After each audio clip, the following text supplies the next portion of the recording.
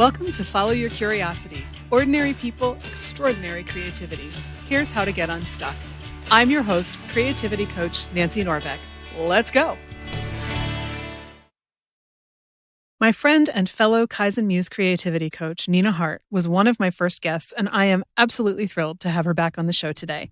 Nina is an author and performer, including being an original member of San Francisco's experimental dance troupe, Contraband, where she played a purple electric bass. And I invited her to dig into Keith Johnstone's groundbreaking book, Impro, with me. I am about 60% of the way through it right now, but it has blown my mind on almost every page. I believe it might be the most important book ever written on creativity. And I knew Nina would have a lot to say about how we unknowingly are our own biggest obstacles to our own creativity, which is a primary focus of the book. We talk about the role status plays in our lives and our perception of things like perfection and permission, how cultural and societal expectations create the fears that hold us back, the importance of feeling safe to let those fears go, and much more. Here's my conversation with Nina Hart. Nina, welcome back to Follow Your Curiosity. I'm really excited to have you come back and talk to us again. Thank you, Nancy. I am thrilled to be back in this winter time. So, Nina, you were on the show like way back in year 1. And we, by the time this airs, will be in year 5, which is amazing to me. So anybody who wants to hear your whole creative story can go back and listen to that episode. But just to bring everybody up to speed a little bit, Nina is a fellow Kaizen-Muse coach, and she's just a lot of fun to talk to. So it's always cool to get to have a conversation with Nina, who is also a writer. So we have that in common too. But we decided, because I have been reading Keith Johnstone's book called Impro, which is like the Bible of improvisation, which has sat on my shelf for about 25 years before I saw this random comment on Twitter saying that everything that person knew about power dynamics, they learned from reading Impro. And I thought, really? So I picked it up again, maybe a month ago, something like that. And I honestly have found it the most fascinating book. I totally see what they're saying about the power dynamics, but it's about way, way, way more than that. And so Nina I can't remember. Did you say you did read it a million years ago? I know you said the people that you were working with were talking about it all the time. Yeah. I read it millions of years ago. I don't retain things, so it was good to have a refresher. But a lot of my performance art San Francisco friends, it was their Bible, and it was really ahead of its time. Oh yeah. Because looking back on it now, it's like, wow, it so applies. It applies to everything. Everything. It really does. I mean, I think as I've been reading this, and I've definitely said this to you, but for everybody else, like I keep thinking this might be the best book on creativity ever written, because I feel like it really cuts to the core of what gets in the way. And most of it is us.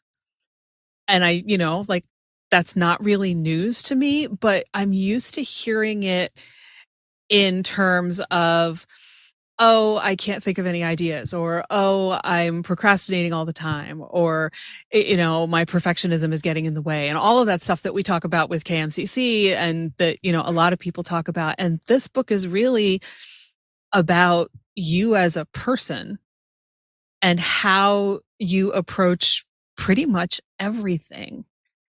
And so when he talks about status, because in improv, whether you're the high status character or the low status character makes a big difference in how you approach what you do. He talks about it. When I read that section, I honestly thought everyone who works in management should have to read this book. Everyone. And there's even a bit where he talks about like the 10 traits that all leaders should have or something. And I was like, yes, I know people who need to read this book. But it's still about just like forgetting all of the things that you've been taught to do or be, either because the culture says that you have to, or because it's self-protective, or, somewhere on the line you picked up something that you thought you needed to change yourself into. And he even says, I can't remember if it's at the beginning or if it's kind of scattered throughout, that like he himself basically decided at some point, I'm going to do the opposite of everything my teachers ever told me to do. Yeah. And it just like opened everything up. Yeah. And I don't know about you, but as a creativity coach, I find myself thinking, I feel like most of what I say is get out of your own way. You know, the culture tells you this, but you got to stop doing that. And I think that one concept, you know, do the opposite of whatever your teachers ever told you to do, felt like such validation of that idea, because so much of it is us just not believing that we can be or do the things that we can be or do. Yes, agreed. You know, when I started refreshing myself on this book, it reminded me of Sir Ken Robinson's work, that whole TED Talk or video on education, sort of unlearning everything we've been taught. And I feel like the two of them, if they weren't friends, would be great friends. And their impact on our educational system, and even especially on creative education. But like you say, it applies to all of life, you know. And there's a quote that you sent to me, one of the many quotes that you sent to me from Keith's book. The pleasure attached to misbehaving comes partly from the status changes you make in your teacher. All those jokes on teacher are to make him drop in status. The third teacher could cope easily with any situation by changing his status first. And I just thought about, you know, how teachers as expert set themselves up high in status, and yet like all these jokes on teacher. And like when I was growing up, we had jokes on teachers that were trying to be high status all the time, and they toppled them from their pedestal. And, you know, that's what kids do. And because kids want to maintain some sense of agency when they're young and some kind of power. And they feel very early on that teachers are there to take their power from them and their inner knowing. And, you know, this is changing, hopefully, but this is something innate that is directly in conflict with what we call education, you know. So yeah. And you know, like if you are the kind of teacher, and Lord knows I have known this kind of teacher as a student and as a teacher, who thinks that they have to come in and be that, you know, high status, I have all the power and you have none of the power and you will do exactly what I say, you are kind of painting a big old target on your head. totally. You know, Yeah. I mean, you really are, because you're setting up an adversarial relationship that is going to create that kind of resentment and have every kid just sitting there going, someday, man. And actually, what's coming to mind as I talk about that is that scene from The Sound of Music, the dinner scene where they leave the frog on her chair. Ah. And at least I think it's a frog. It's something like a frog. And yeah, it's been a while. And you know, she wins them over because she doesn't freak out. It's just like that third teacher who's just like, Yes. okay, here we are. I'm coming down to your level. What can we do? You know? And she just rolls with it. And I think even denies that there was anything there, because of course, strict father, who's basically painting a target on his head, except that they're too scared to go after him, right? So they go after her. But, you know, he's sitting there and she's not going to rat them out. And that seems very similar to me. Yes. Like she's showing vulnerability. She's showing her equality with them on one level, you know, the in joke. Like, I get it. I get the absurdity of us even being here. Like, you know, the fourth wall is broken. Yeah, I love that.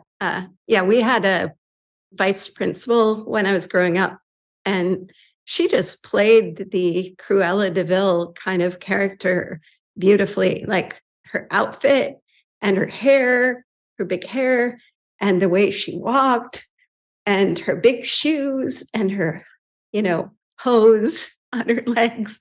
And one day, some kid went and took chalk and put a big old stripe down the back of her black dress. And she didn't know it. And she was walking around. And from that day on, we called her Skunk. And wow. She never lived that down. Oh, I'm sure. But, theater at its best in a little, junior high school. Right. Yeah. Right. So, yeah. But it makes great theater. It does help us become aware creatively of what we have to play with. And but I also think Keith Johnstone is British. And I studied with the clown teacher. I do clown. And a clown teacher came to Asheville when I was living there from the UK. And he walked in. I think he hadn't really taught in the US. And after half a day, he looked around. He was like, all the status stuff, it's different in the United States. He said, in Britain, a lot of his students would have that sort of head that wouldn't move and kind of couldn't loosen up because they were higher, status, and they had no idea how to loosen up. And those people usually stand on the wall by the wall. And there's just such a drastic contrast in the UK with the royalty, all that. And he came here, he was like, people are a little bit more on each other's level. And I found that fascinating. I would love to talk to him more about that. Yeah, so, for sure. Yeah. I was thinking, I'm looking here because I'm looking through all of these quotes because I have heavily highlighted this book. I said to a couple of people, I feel like I want to highlight every word, which sort of defeats the point, right? but yeah, the difference between the high status and low status. And one of the things that you just alluded to that really fascinated me was this idea that if you don't move your head when you're talking, you will automatically take on a higher status. And that comes with the body language of higher status, he says. And part of me was like, man, I'm going to have to do this in every meeting that I walk into. And then I thought about it a little more. And I'm like, I don't know if I actually want the higher status, because it makes you a target, right? And because it would freak everybody else out and no one would have any idea why. And it would be a kind of an interesting social experiment, but it kind of an unfair one because there's no way of telling people, oh, you're in an experiment without ruining the experiment, right? Or they'd be like, Nancy has meningitis. Oh my God. She had something wrong with her neck. Yeah. But here it is. Here's the quote. He says, a person who plays high status is saying, don't come near me, I bite. Someone who plays low status is saying, don't bite me, I'm not worth it. In either case, the status played is usually as a defense and it'll usually work. Which makes sense just from things that you hear about animals playing dead in the wild. There are the ones who are like, you come for me and you're going to live to regret it. And the other ones are like, dude, I'm dead. You don't want me. Yeah. Go find something more interesting. That's so primal.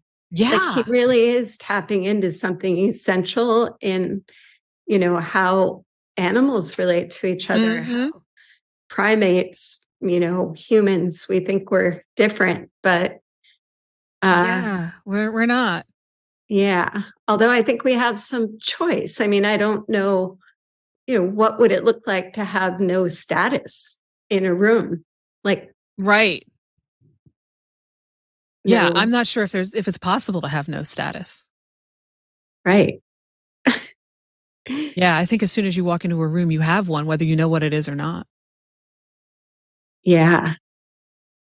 Yeah, and where's the class clown on the status list, right? Playing low status but probably has higher status because everybody thinks the class clown is hilarious and wants them to do more. And right. So yeah, that's why comedians, clowns, bouffons, all of they're actually superseding, like getting around the back door to get some more status. And, look at how much power the clown has in our culture. So, yeah. And I think it's somewhere in this book that he talks about how like the fool, like in King Lear or, the medieval fool is paid to have low status.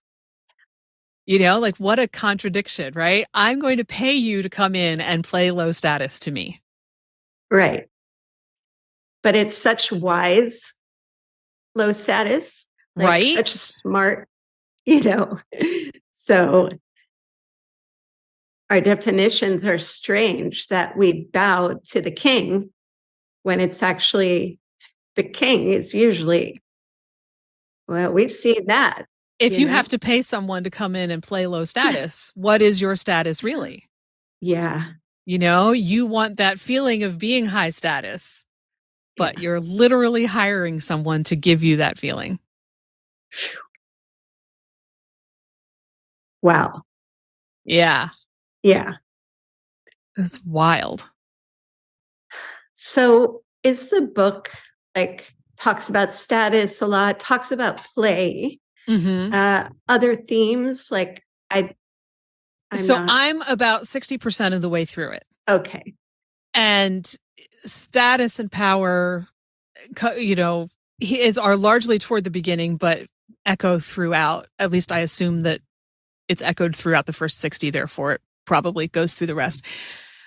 There's a whole section on accepting, the yes and part of improv that honestly, there was one particular section of it that I highlighted, but I don't know which one it is because I couldn't highlight it this way in the book, but I copied it and I sent it to a friend and I said, improv textbook or Buddhist teaching? You tell me. I love that. Because it was, basically all about as soon as you start accepting whatever somebody throws at you and running with it, amazing things happen. And it's just as true in your life as it is on stage. And I thought, yeah, that sounds pretty Buddhist to me. And also really fascinating. How do I learn this magic trick? Yeah. But what hit me today as I was reading a little bit more is that he's constantly coming back to this idea of trying to be original and how, stop trying to be original.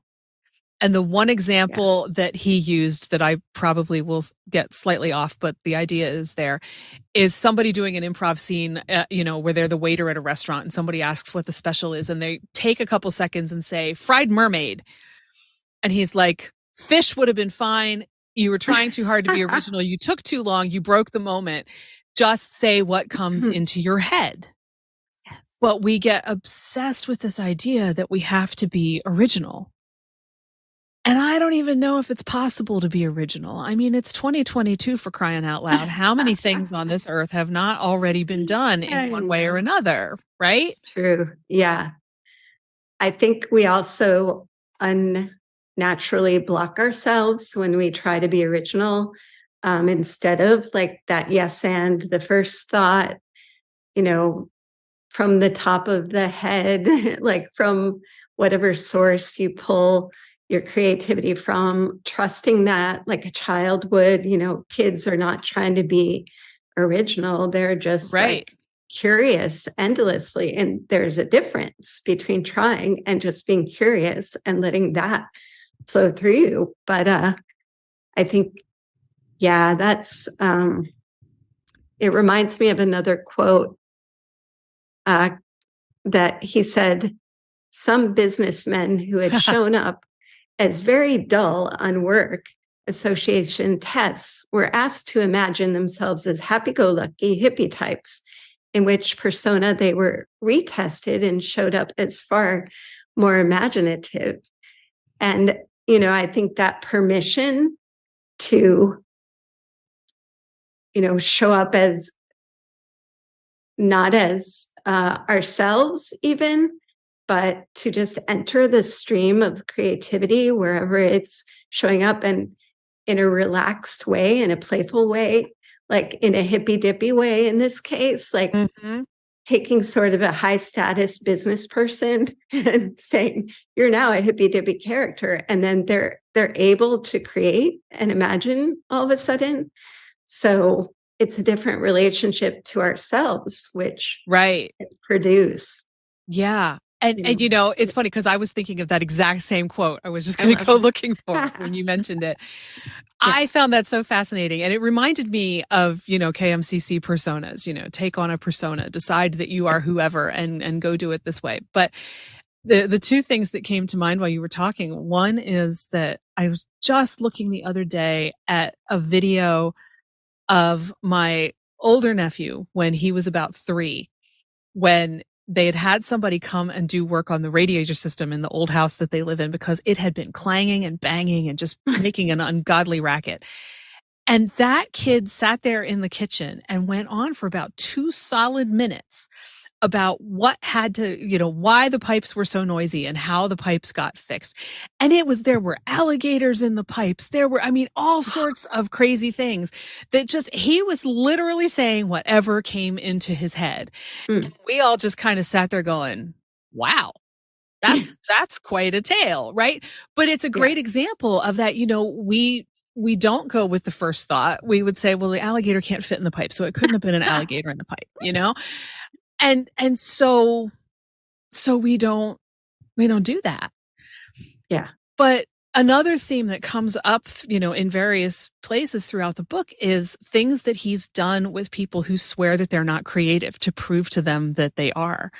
Yes. And, like asking questions in which somebody ends up inventing a story, which reminded me of an exercise that I've done with students where I have them just take an ordinary object that's handy and imagine that they don't know what it is.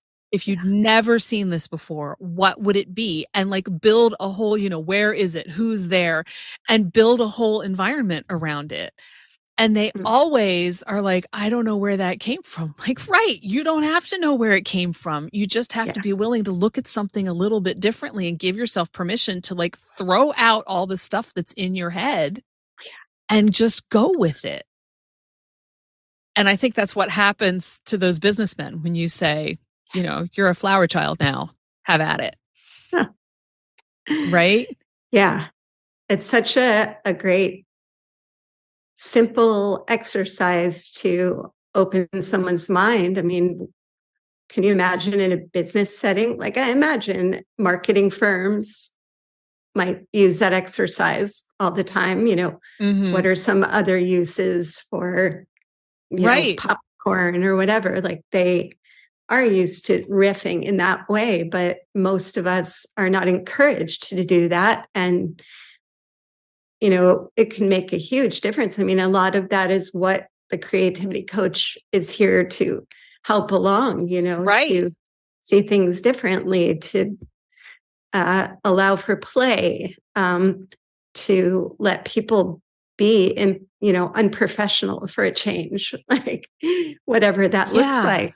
Well, and that's the other thing I was going to mention, which is, we tell ourselves that we have to be original or we have to be professional or we have to be whatever. And he talks a lot about people being afraid. Some of the exercises that I was reading about today, there was one, he was talking about his version of automatic writing, which is not the same kind of thing that you've heard about before, but like just imagining that you see a word on the piece of paper and writing it down and then imagining the next one and, seeing what all comes out of it. And he had someone do this exercise more as automatic reading where you're holding a book. Okay. What color is the book? It's blue. Ask a couple more questions about the book and whatever. And then what's written in the book? And he said, sometimes people's imaginations will get in the way and they will say, I don't know, it's written in Chinese. And he'll kind of ask questions around it and say, well, there's something there that's written in English. What's written in English, But it was this woman was a book of verse. It was Alexander Pope. And so, he just had her, what words do you read there? And what came out was incredibly poetic and verse-like. And he said he had to stop the exercise because it was scaring the crap out of her.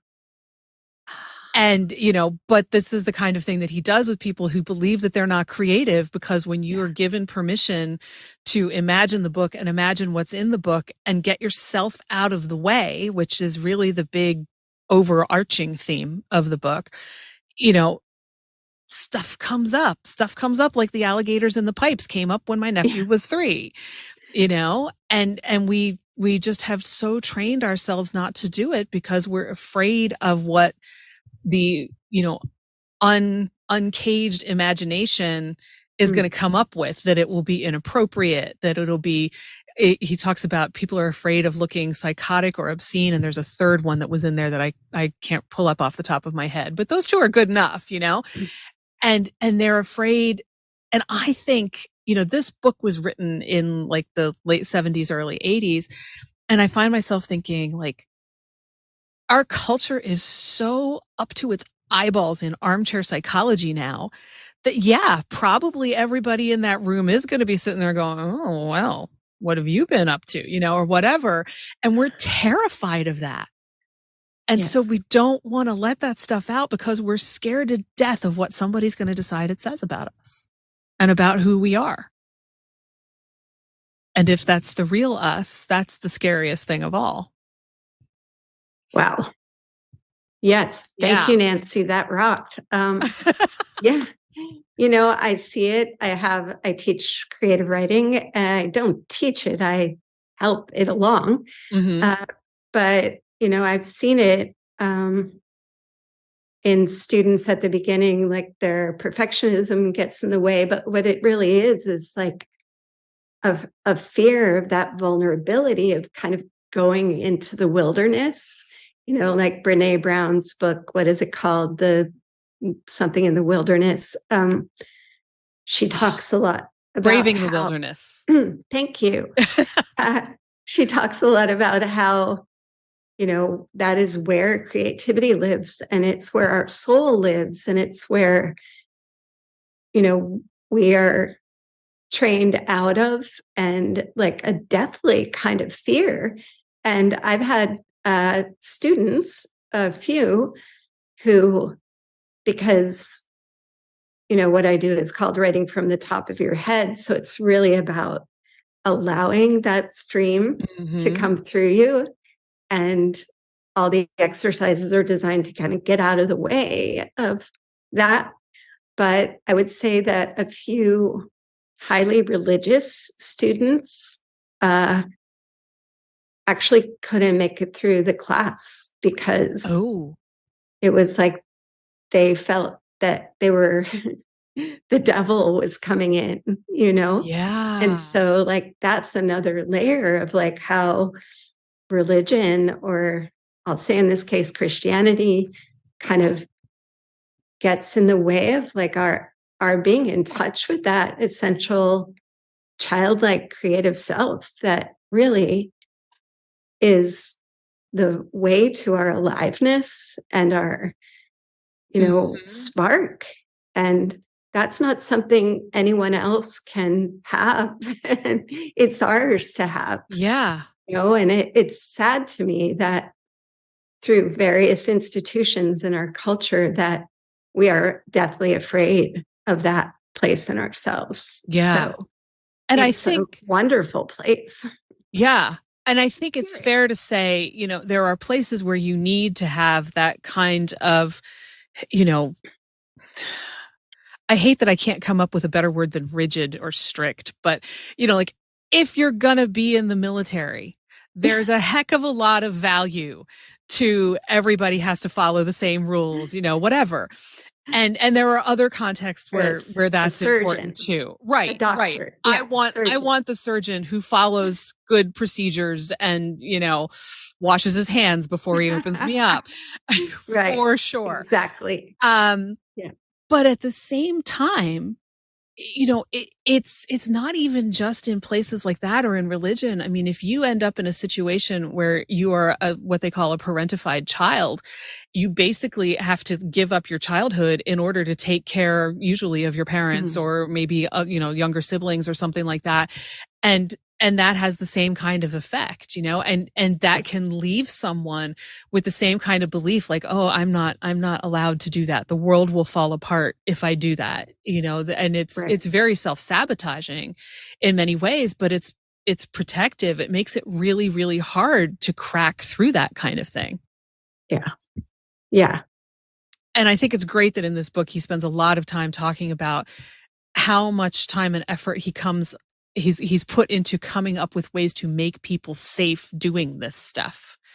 Because if you can't make people feel safe, that they're in an environment where it's okay to say the first random thing that comes out of their mouths, even if it's words they were taught they should never say, it's never going to work. Yes. That is a really important element, and like giving them the choice of not saying it out loud, or giving them the choice to just read half a sentence, or, acknowledging how hard it is to go to that place, how dangerous it actually feels. It's not even, climbing a mountain, but the danger is real because of our culture, because of how we're brought up. So safety. Yeah, I'm really glad. I'd love to read that part of the book. Maybe you have a quote, Nancy, from that. Oh, I don't know. I don't know if I do, because I was reading it on the train. So it's not in this file that I sent you. But there are plenty of quotes in here, like one that I'm just, as I'm looking through here, there were two from kind of near each other in the book. One says, striving after originality takes you far away from your true self and makes your work mediocre.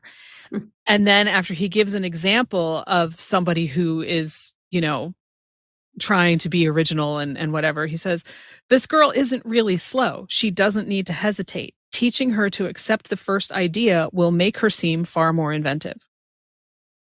Yes. Isn't that interesting? Mm-hmm. Yeah. Yeah. I have another quote. He says, if we can persuade him to have fun and not worry about being judged, then maybe he can approach the test with the same attitude as a creative person, just like the tired businessmen when they were pretending to be hippies. So that element of play, again, I think it takes away the sense of fear. It's kind of the universal antidote. And don't we all need it? Yeah. Yeah. And it reminds me, you mentioned Ken Robinson in that TED Talk video. He gives two examples that are really closely related. The one is the girl who can't sit still in class, and they call her parents in for a meeting, and they leave the girl in another room with the radio on, and she starts dancing. And it's not that your kid is stupid. Your kid is a dancer. Yes. And what do we do with kids in class? We say, sit still. And again, there's a valid reason for that, right? It's distracting to everybody else if you sit there bouncing around all the time. Certainly, I know that from being a teacher. It was really, really hard, Yeah. But at the same time, what are you doing to the kid? We don't think about it from that point of view. And then we wonder how we've contributed to that kid losing their creative spark. If we're smart enough to wonder about that. Exactly. Yeah.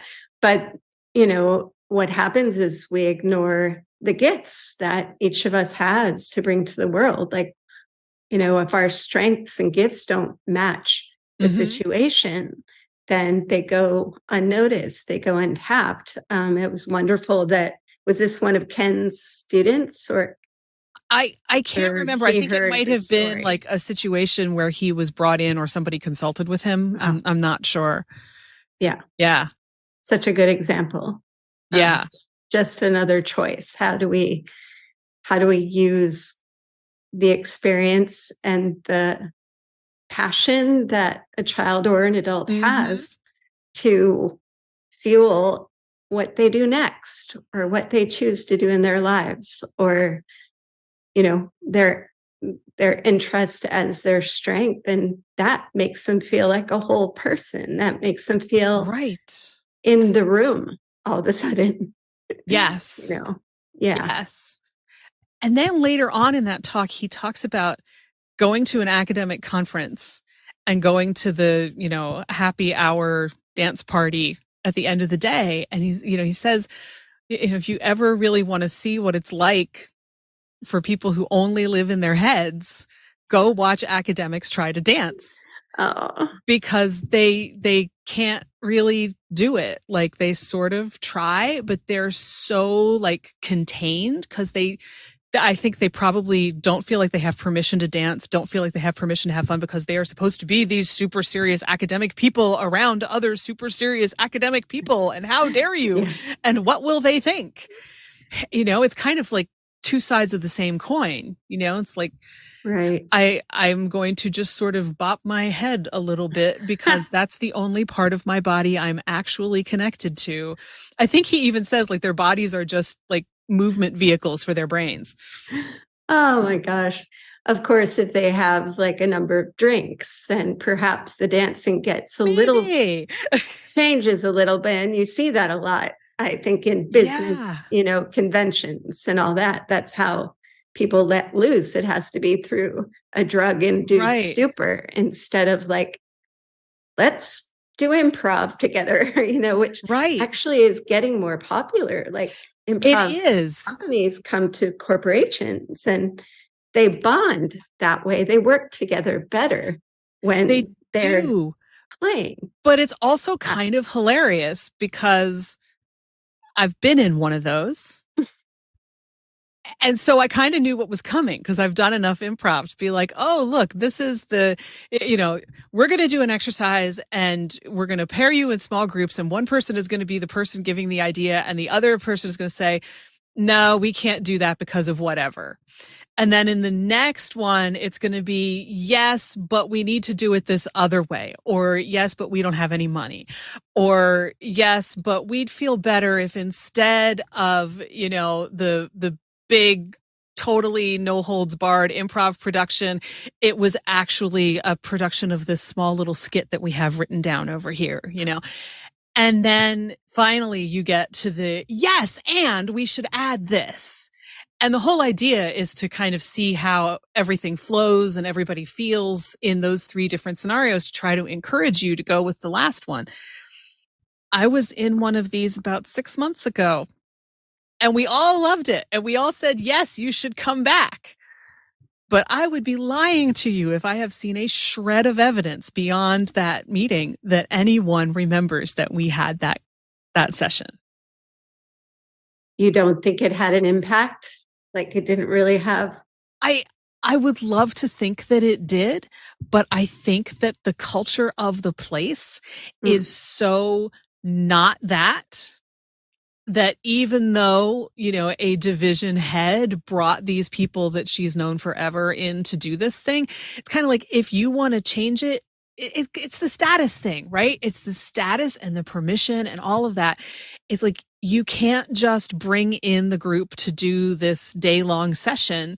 You have to be the one, because you are the one at the top with the status, to start to incorporate it somehow into things that we do, to start giving actual active permission for people to say yes and to, do something different, to say the first thing that pops into their head. And if there's not that kind of follow-up from the people at the top, the people with the low status can't really do a whole lot, aside from maybe say, hey, that thing 6 months ago was really cool. It'd be great if we actually lived that way. But so true. Yeah, it's sort of like our entire culture is caught up in these institutions and structures that no longer serve everyone anymore. They never served everyone. They weren't Right. designed to serve everyone. They were designed to keep the people in power.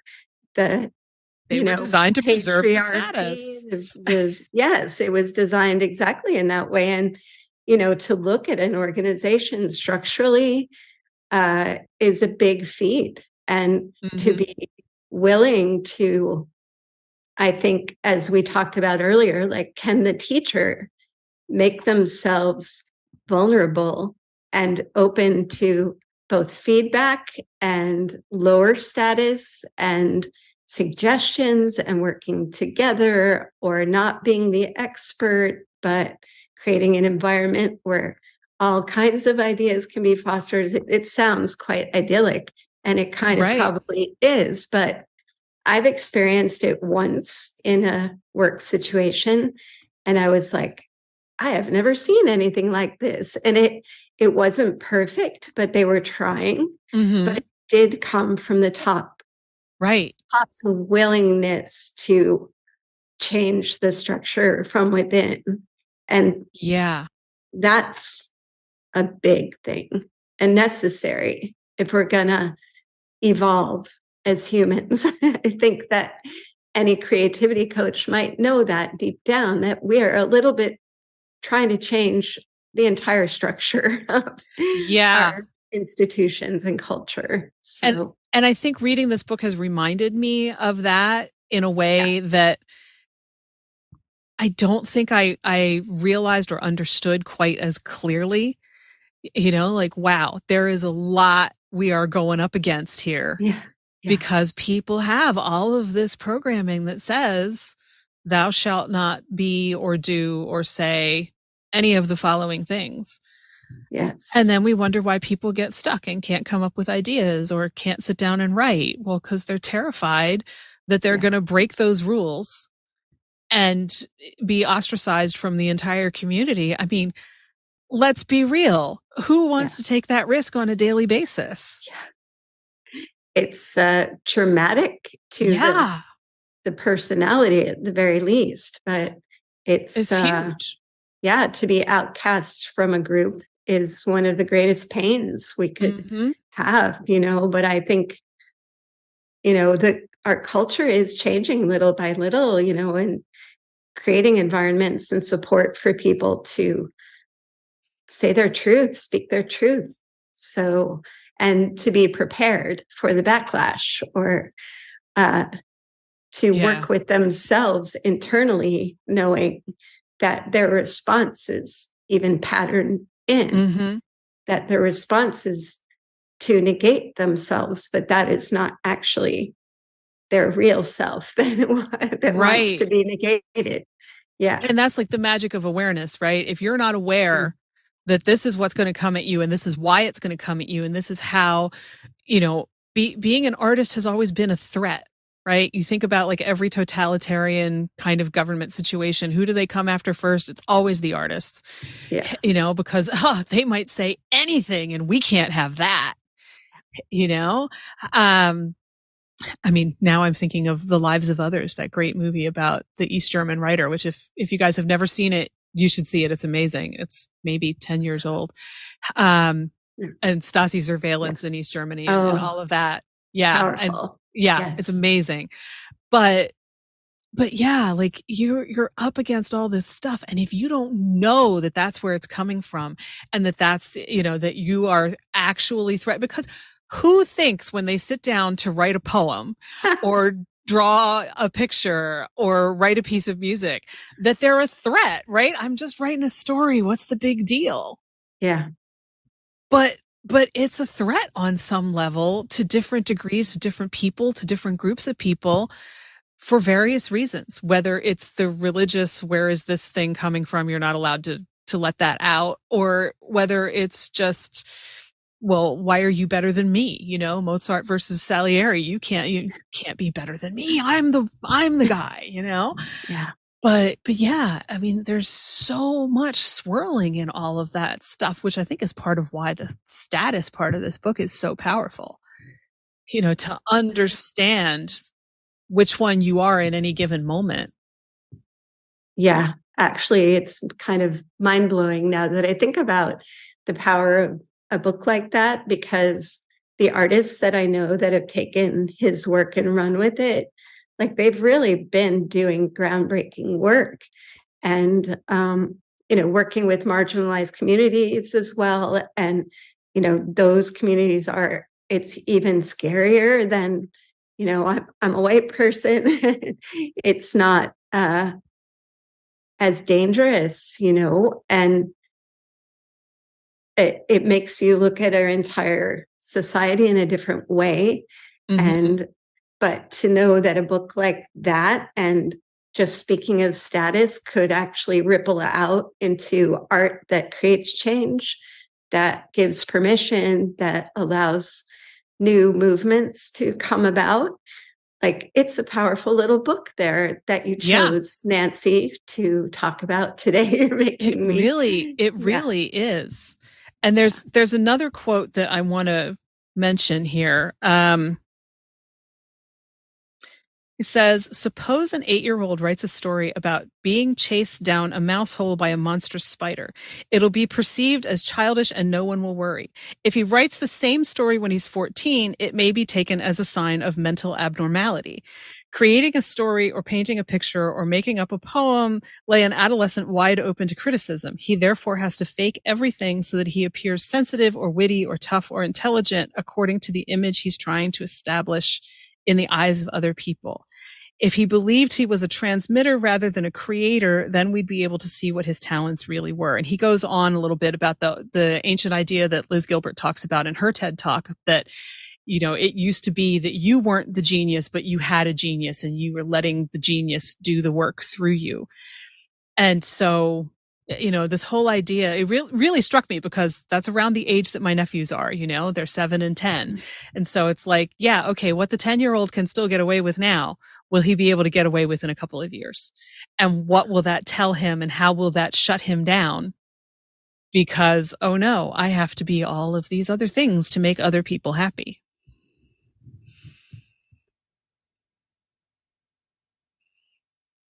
Yeah. Yeah. Like that divide that happens, I don't know, age 11, whenever it is culturally appropriate to not behave in certain ways. Like that, I would love to see it studied more and more, because I know for myself, like when I was probably around 12 years old, and Carol Gilligan's book, studying that transition of girls and their actual stifling of the voice at age 11.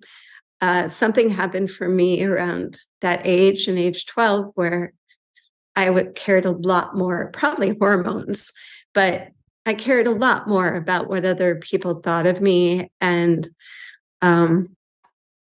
like that pressure from outside started becoming greater and greater. And I was really aware of how precious childhood was, because of the things that we still do let children be. And, there's so much gold there. And I don't know. I mean, I think, again, as creativity coaches, we're like rehabbing the inner 12-year-old they're still pretty feisty, like they can be rebellious. That's great.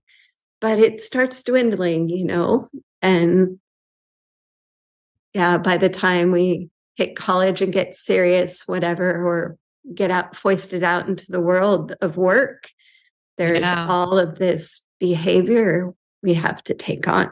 So sometimes it's necessary, but often, human potential is stifled. Because of that shutting down. What if everyone in a job could contribute their ideas, Yeah. You go into a corporate brainstorming session and it's like, all ideas are welcome, but it's back to that, yes, but, or no, we don't have enough money or whatever. And that's literally what it turns into. And then you wonder why people are like, yeah, forget it. I'm not going to throw my idea out there, when it might be the idea you need. Yeah. Yeah. but I had never realized until I read that section with, the comparison between the 8-year-old and the 14-year-old that there's that threshold there. And after which you are expected to be this more mature person. The only difference is 6 years. The story's the same. Yeah. It's the alligators and the pipes again, right? Yeah. The alligators and the pipes for a 3-year-old, go for it. Alligators and the pipes from a 14-year-old, I hope that I would hear that and say, I want to know more about how the alligators swim through these pipes. Like, how big are they? Is this what was it called? The Isaac Asimov story with where they shrink the people down to like go in and do surgery on somebody at an atomic level. It was a movie too. Yeah, and I'm sure it starts with an I, and now I can't remember what the heck it was called. But maybe the alligators work that way, right? Yes, maybe the alligators shrink down. I want to hear more about this crazy sci-fi story, and probably want you to write it, because why not? Why not? Why not? True. Yeah. And, it reminds me of, Jill Badonsky's favorite line, "So what? I'm doing it anyway." Such a great line. Yeah. Like a great way to fight our inner monologue that keeps saying, you can't do that. Right. So what? I'll do it anyway. Like, doing it anyhow. I can do that. Yeah. Really? Yeah. Really? Yeah. And it also, this all brings to mind that great quote from Robin Williams, "You've only got a little spark of madness. You mustn't lose it." Oh, that's perfect. Like, yeah, don't lose it. Don't tuck it away somewhere. Bring it out. Yeah. What is that Seal song? We're never going to survive unless we get a little crazy. Yeah. Come on, people. Yeah. Get a little crazy. Yeah. Yeah. But natural. We're so terrified crazy. of the crazy. And there's a quote in here that I keep trying to kind of find as I'm looking through these, that's about, he describes stage fright. Oh, yeah. I think I might have. Here we go. In stage fright, space contracts into a narrow tunnel down which you can just about walk without bumping into things. In cases of extreme stage fright, the space is like a plastic skin pressing onto you and making your body rigid and bound. Wow. Let me tell you, as someone who has been dealing with wicked stage fright, I put myself in that second category. And every time, even just thinking back to the last time I got up in front of people on my own to sing something, which was 8 years ago now, maybe, that rigid and bound, like I could not move. It was like I could move enough to sing the song, but nothing else was under my control. And I think it does go back to what am I going to reveal and what will people think? And I didn't even write the song, right? So it's not like they're going to say, "That's a crazy song, man. That was just obscene. What were you thinking? You're a psycho," Yeah. But yeah, there's something about putting yourself in front of people like that I think, I don't know, I'm thinking now about the whole idea of like creating the safe space and what we're taught. A lot of school, right? When you get up in front of people on your own to recite a poem or sing a song or give a presentation or whatever, it's so that you're going to be judged, right? You're going to be given a grade on it. And I don't think that that's where my stage fright came from, but I'm sure that contributed to it. Like getting up by yourself in front of other people means you're going to be judged. And what else will that do to you except make you stand there? I mean, it's a trauma reaction, right? You got fight, flight, and freeze. And boy, I am a champion freezer. Yeah.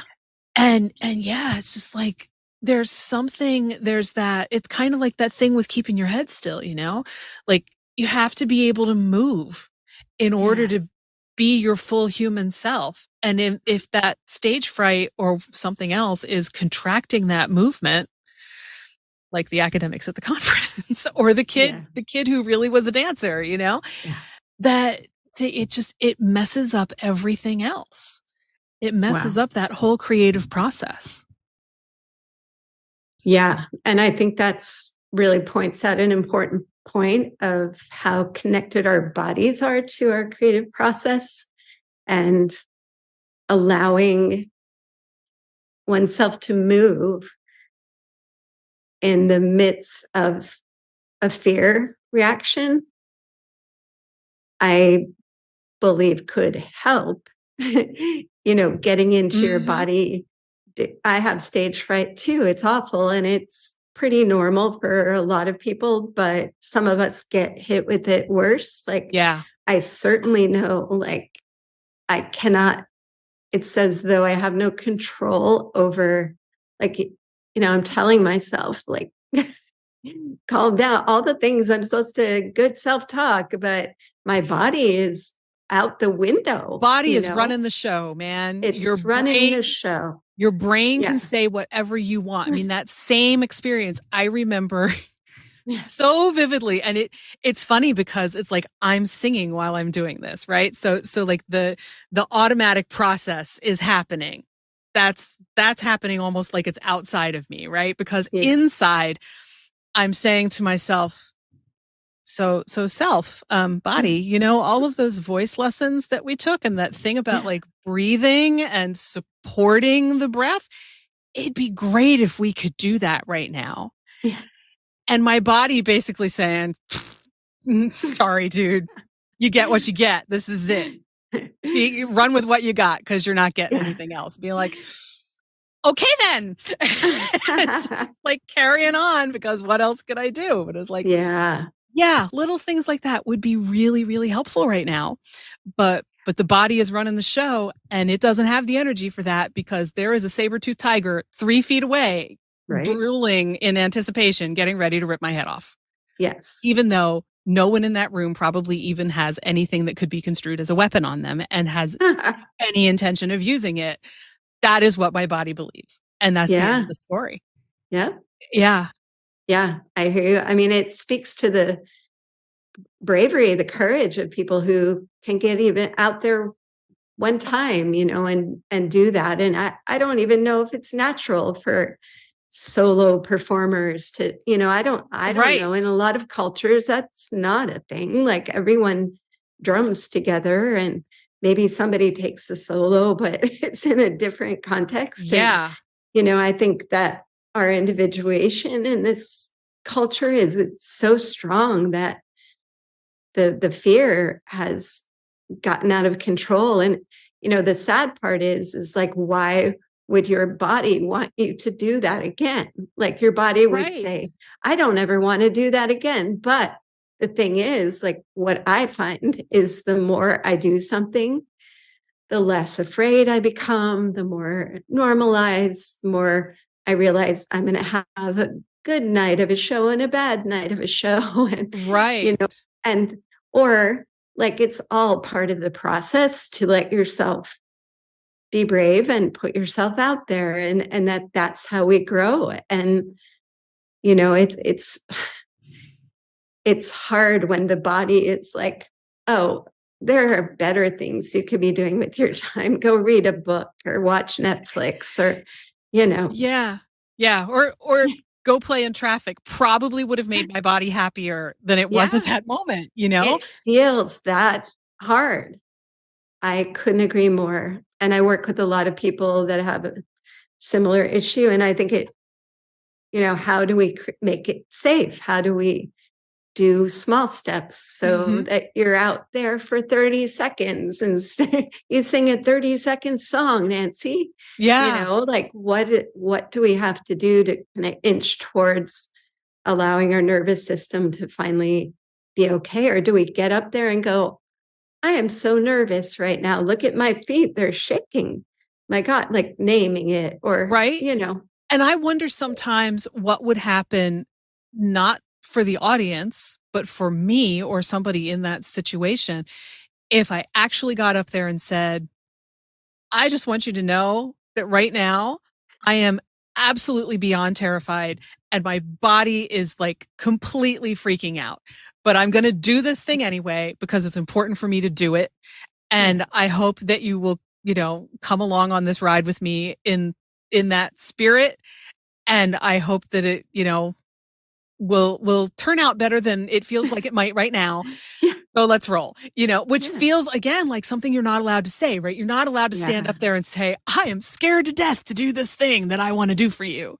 Yeah. But I wonder if just acknowledging it that way out loud would free something up, because then everybody in the room is suddenly on your side, right? And they probably are on your side anyway, because nobody wants to watch somebody fall flat on their face.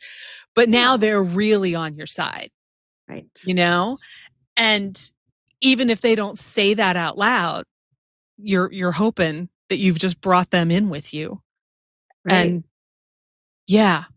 They're rooting for you and you're rooting for you. Like, you're like, right. All right, I can rise above this thing that I have. And it's also applicable to teaching too. Like, in my classes, I try to create a space where a new student can come in and say, I'm terrified. I don't want to read my writing out loud. I'm not going to for the first 2 classes, or I'm just going to read a sentence. And like, lo and behold, 4 classes in, they're like singing their words out, and it's just, we don't create environments where we can be that real. And, I encourage you, and I encourage myself when I perform to actually name it, because everyone, like for me, they can see it. Like for you, maybe not. Maybe nobody can even notice that you're nervous, but you're feeling it. I'm always told that no one can tell. I have a feeling. And the other thing I find really fascinating is when I listen to recordings from those times, I can hear the shaking. And everyone else swears to me that they can't hear it. And it's very hard for me to believe it because it's so obvious to me. One of my friends swears to me that I can hear it because I remember it, because I remember being in that moment. And that, it's like, it's not like the big obvious shake, right? Apparently it's just enough for me to notice, and, then it compounds itself and whatever. Yeah. But And I have discovered the magic of beta blockers, which keeps your heart from racing, which just compounds the whole thing. So like, if I have to get up on stage in front of people and I think that it's going to be an issue, when I have taken one of those ahead of time, and some people call it cheating because like musicians will use them for auditions. Like propanol or whatever it's called. Yeah. Propranolol, I think. Something like that. It's a tongue twister. But when I take it in a situation like that, there's always this moment where I look out and I go, I am sitting up here or standing up here and I feel like a sane person. Wow. And just like, wow, look at this. I'm not freaking out. It's like I do this every day. And that to me is kind of a miracle. And so is it cheating? I don't know. If it lets you do the thing that you love to do, I think it's probably not cheating. And I think the more you get used to it not feeling that way, probably the less you need it anyway. It's just a thought. Quite true. But a lot of people, like concert, musicians have to rely on that. Like violinists are shaking, and that stuff helps them. And I think we all have our things to work through. And if it works, it keeps the body from running the show. Wow. In an absolutely astonishing way. The fearful body, maybe it allows the body to just be normal. Yeah, because it keeps your heart from freaking out. And as soon as you feel that your heart's racing, it races more. And and trying to talk that down is like, trying to stand in front of the speeding train and say, you need to stop now. I know. I know.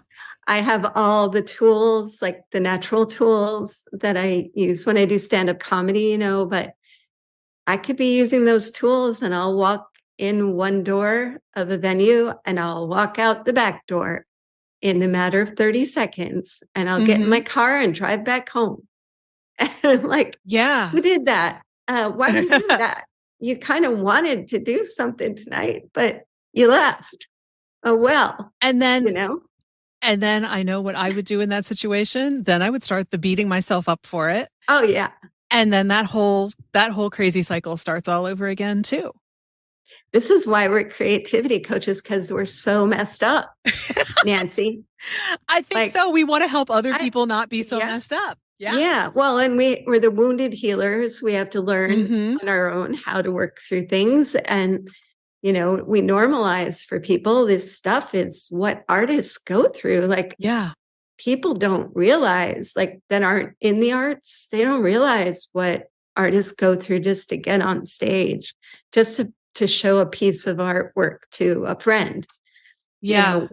Not everyone's like that. I would like to put that costume on, but most of us are just doing the dog paddle.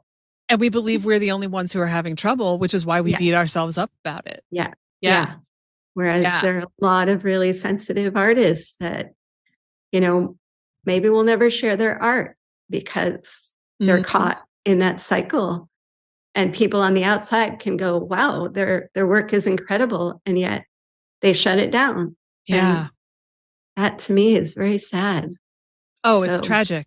It's tragic. It's such a complete waste of talent and potential. Yeah. So there's one other quote that I wanted to bring up that I think goes with this sort of. But when I was talking before about acceptance and how there are parts of this book that really feel like they could come right out of a Buddhist text to me. Yeah. He says, he's talking about that acceptance thing, and he says, the actor who will accept anything that happens seems supernatural. And then he goes on and says, it's the most marvelous thing about improvisation. You are suddenly in contact with people who are unbounded, whose imagination seems to function without limit.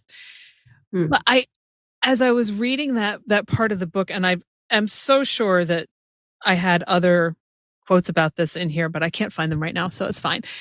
But, thinking about that, like, I am certainly not at that level of enlightenment myself yet, if I ever will be. But it makes sense to me that the ability to just accept whatever comes to you and run with it is, the big part of Buddhism and parts of other belief systems. I'm sure that's the big one that comes to mind for me. It also occurs to me that, like, that is my understanding of how Aikido works, that it's the martial art where you use the energy of what's being thrown at you and you don't attack it. You kind of flow with it. Yes. And I feel like it makes perfect sense to me that there's a ton of power in being able to do that, to kind of being able to just say, oh, someone's, throwing a chair at me. Okay. And like grab the chair instead of letting it hit you or, pushing it off or whatever, and maybe use the chair against them, something like that, and it makes sense to me in any situation, not just a creative situation, not just an improv situation, like, I think, a lot of what we hear about what makes us suffer, again, from the Buddhas, is like resisting what's happening. Yes. And to be able to run with something. I mean, that sentence alone and that idea alone makes me want to go out and find an improv group right now. I know, me too. Teach me, sage people. Yes. Because there is, and people who've listened to the podcast for a while will know that there are people that I've talked to about living by yes and before. John Rodell just came back a while ago and we talked about it again. And there's one episode that's called Yes and at the beginning with Jennifer Nastasifuti, who has, her whole life has basically been yes and it's the most phenomenal story. And I just feel like, we miss opportunities because we do no, sorry, we don't have the money for that to ourselves. Yes. Or no, sorry, that's too scary. Nope, sorry, you're having an open mic and boy, would I love to get up and sing in front of people, but that's too terrifying. So I'm going to stay home and wash my hair that night. And I don't know what you've seen, in your years of performing and coaching about accepting, but I'm fascinated by this idea. Wow. Yeah, I love that you've brought in Buddhism and, acceptance, surrender, allowing what is happening to be okay instead of fighting against it. And I mean, I love all the threads that you're connecting with improv into life, into how we make decisions, how we live. And, like I had this situation in a parking lot in Asheville outside of a grocery store. And the guy had his door open next to mine and he was sitting in the seat. Older guy, kind of gleam in his eyes, probably as people get older, they allow themselves to play again, I think. But maybe this person was like that his whole life. But I said, "Excuse me, sir, do you mind closing your door so I can get into my door?" And he said, "No, I won't." And I was like, "Oh, hey." He said, "I'm just kidding. Of course I'm gonna." and I like totally played along with him. Like we just started playing. And he was like, "I'm visiting my son here. And I am so glad to find a person like you who would just go with something that I said." And like it kind of made his day and it kind of made my day. Like, how do we live our lives where we're like joking with the guy whose door is like, not letting us get in our car, like allowing for that kind of rapport with each other. And when I was in Italy, like I felt that very much. Like the Italian culture is so much like just going with it. And let's go for a walk now, or let's go do this, or let's, there's like a sense of flow, and it's saying it yes, that captures the ability to be in the moment, which is again back to Buddhism, which is again back to like how do we approach our lives. And I felt a great sense of relief when you just said what you said, like something you said, I felt I could take a big breath. Like how do we allow ourselves to live in a way that's creative, but beyond creative, like open and allowing. So yeah.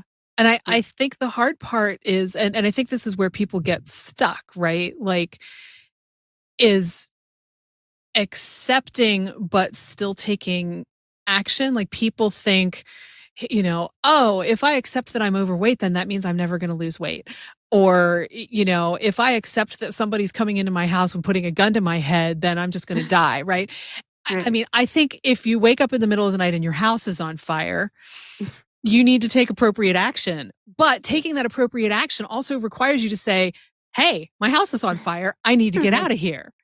Right? Yeah. It's not just letting it come in and, oh, I guess I'm done. See you later. It's been a fun ride, right? It's not letting the fire come in and consume you. It's not letting this other stuff happen. It's not letting somebody treat you badly. It's more like, oh, okay, so this is what this person is doing. And so this is an opportunity for me to learn something, whether it's how to get out of having to be around them, or how to stand up for myself with them, or, to brace myself in some way so that I'm not as bothered by it. Yeah. I think there's something in there, like accepting does feel kind of magical to me when I think of it this way, but it's definitely not just letting people, or situations get the better of you. There's an active piece to it. And like that improviser who's accepting things is still an active part of the improv, right?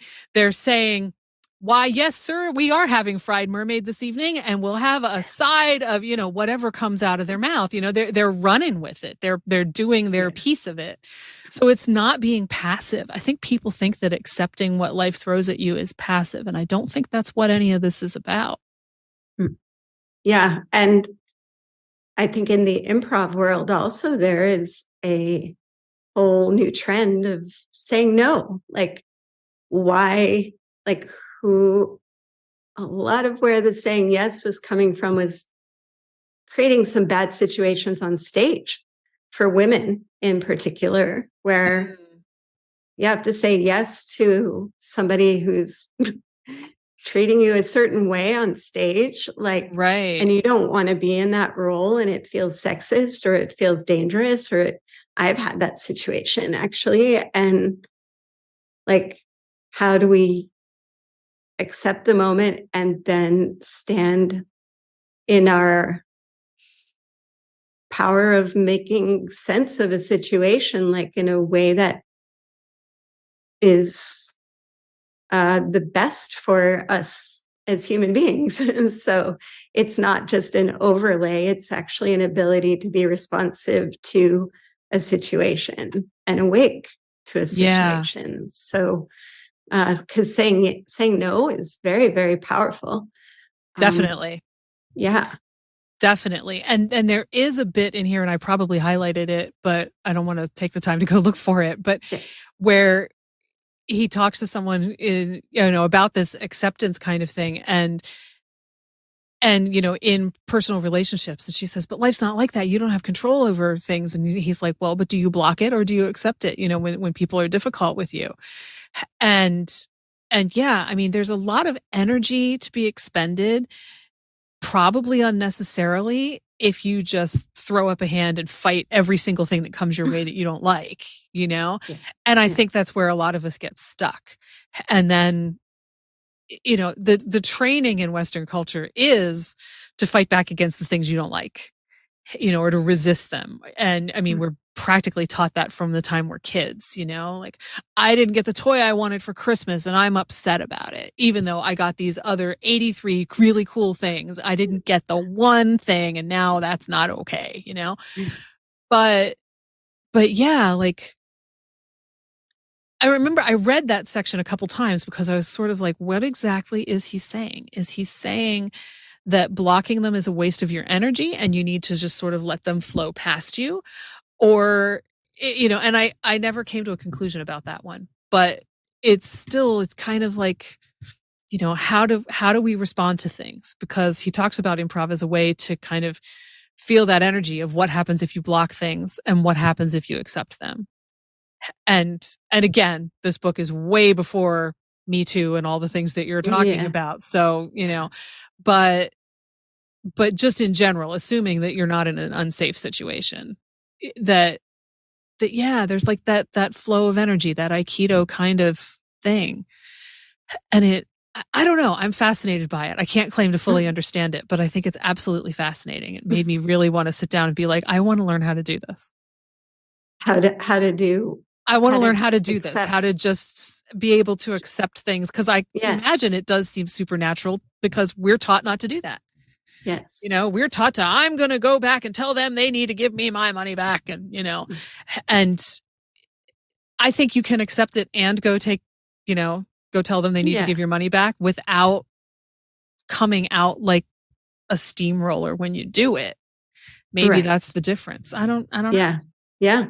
I think there's an Aikido to communication. There's a book. Of course, I don't remember the name, but an Aikido master wrote it about how to use Aikido in communication and in groups. And that is a book Nancy should read. And it sounds like it. Should find it. I read it a long time ago, but it was amazing. If you find it, I'll put it in the show notes so people can check it out. Awesome. Okay. Yeah. I'll Google. Yeah. Yeah. Because now I do want to read that. Yeah. Gosh. Absolutely. I gotta remember that. Well, we've gone down a lot of rabbit holes, we have hole, alligators and pipes and stuff, and gone through like all the little, like you can make a lot of great music from pipes that are making noises too. Did you know that? You could have a symphony around that. You totally could. Yep. Tiny baby alligators swimming through the pipes are just a bonus. Just a bonus. You can add your own flavor to it. That's right. Anyone out there in podcast land, if you want to send us your rendition of alligator in the pipes, we would play it on the next show, right? Please do. We would love to check it out. Yeah. We'll dance to it. There you go. Performance art. It's perfect. The new Nutcracker. It's perfect. Yeah. But this is why this is such a tiny, unassuming book when you look at it on the shelf, but there is so much packed into it. It's really amazing. So yeah, that's why there's more highlights now than there were when I left the house this morning. Creative mind at work. So, yeah. But I do recommend it, even though, I'm only 60% of the way through it. I'm quite confident that the last 40% is going to be amazing. And then I found out that he's got a newer book called Impro for Storytellers that has more exercises and things in it. So I asked for that for Christmas, and I did get it for Christmas. You got it? Yes.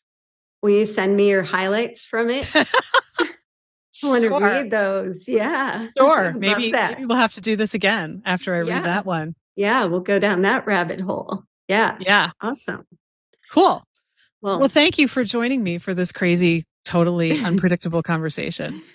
Thank you. That's my favorite type. With mine too. Another creative human being. I really, really loved it. That's our show. My thanks to Nina Hart and to you for listening. Please leave a review of the show, and in it, tell us about your experience getting out of the way of your own creativity. If you enjoyed this episode, please share it with a friend. I appreciate it so much. It really helps the show find new listeners.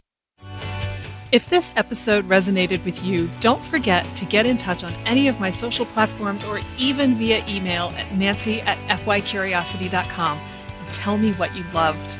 And if you're feeling a little bit less than confident in your creative process right now, and you haven't yet signed up for my free email series on 6 of the most common creative beliefs that are messing you up, please check it out. It'll untangle those myths and help you get rolling again. You can find it at fycuriosity.com, and there's also a link right in your podcast app. See you there, and see you next week. Follow Your Curiosity is produced by me, Nancy Norbeck, with music by Joseph McDade. If you like Follow Your Curiosity, please subscribe, rate, and review on Apple Podcasts or wherever you get your podcasts. And don't forget to tell your friends. It really helps me reach new listeners. Thanks.